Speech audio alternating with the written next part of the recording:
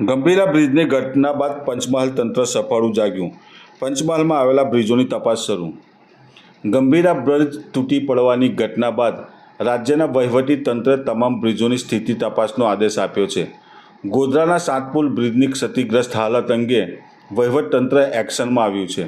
જિલ્લા વહીવટી અધિકારીઓ, પ્રાંત અધિકારી, આરએનબી વિભાગના અધિકારીઓ અને નગરપાલિકાના ચીફ ઓફિસરે સાતપુલ બ્રિજની તપાસ માટે સ્થળની મુલાકાત લીધી. પંચમહાલમાં અનેક બ્રિજો લાંબા સમયથી જર્જરિત હાલતમાં હોવાનું જાણવા મળ્યું છે, પરંતુ લોકોની રજૂઆતો અગાઉ ધ્યાને લેવામાં આવી ન હતી.